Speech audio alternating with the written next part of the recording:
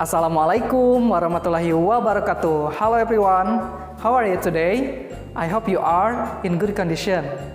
Welcome to English class with me, Mr. Anjar. Before we start our lesson, let's say Basmalah together. Bismillahirrahmanirrahim. Okay, look at this picture.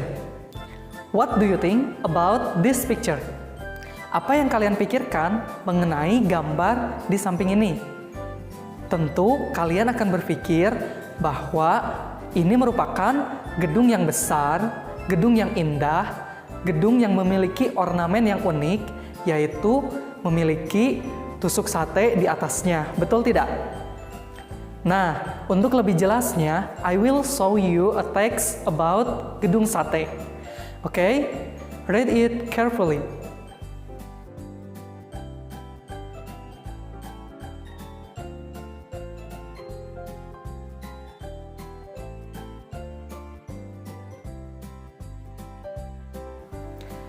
Setelah kalian membaca teks tersebut, kalian tahu kita hari ini akan belajar tentang apa? Oke, that's right. Kita akan belajar tentang descriptive text. Nah, apa sih itu descriptive text? Oke, mari kita simak penjelasan berikut ini. Descriptive text. Definition. Descriptive text is a text that contains the description of an object, which is an animal, place, people, thing, etc.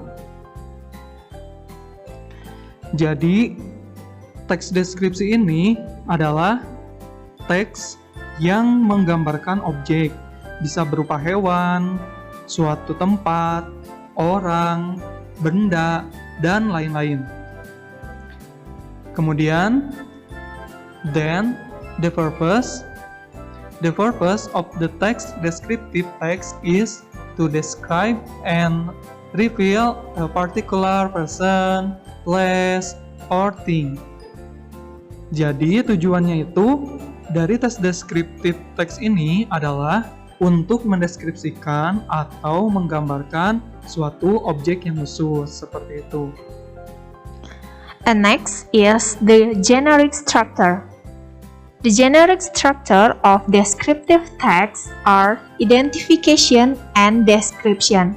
Identification contains about the introduction of a person, place, animal, or object will be described.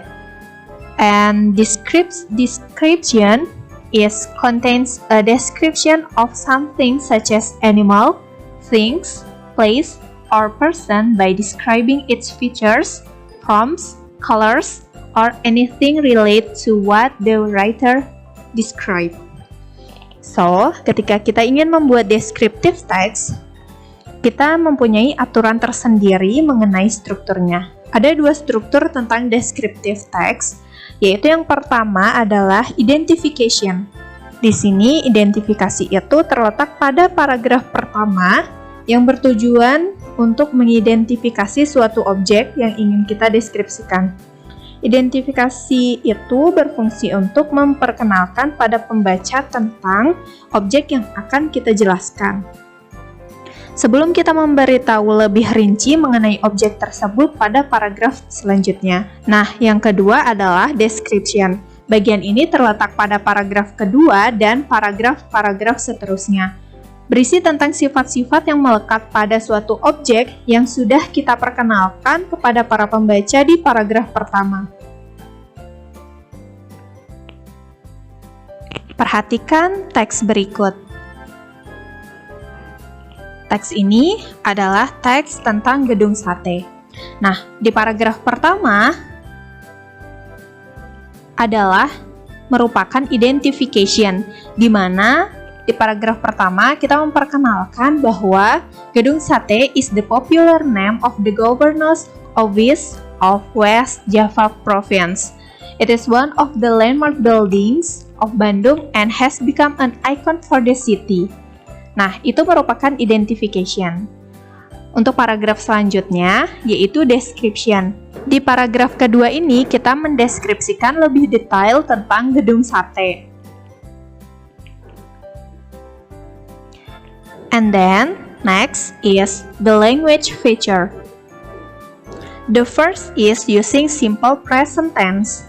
Pola kalimat yang kita gunakan adalah simple present tense karena menceritakan tentang fakta dari objek yang akan kita deskripsikan. And the second is using adjective atau kata sifat untuk memperjelas noun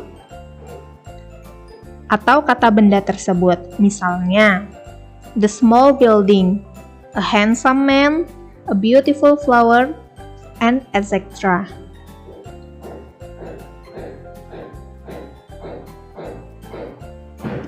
Nah, pada teks gedung sate ini kita bisa menemukan beberapa simple present tense, yaitu pada kata-kata yang sudah digarisbawahi. Apakah kalian bisa menemukan kata simple present tense selain dari yang sudah ditunjuk?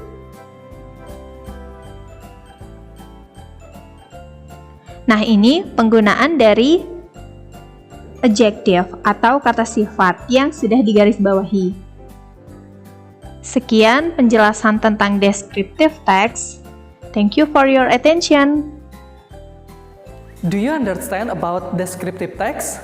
I hope you get the point of descriptive text. Before we close our lesson, say hamdalah together. Alhamdulillahirabbil alamin. Thank you for attention. Assalamualaikum warahmatullahi wabarakatuh.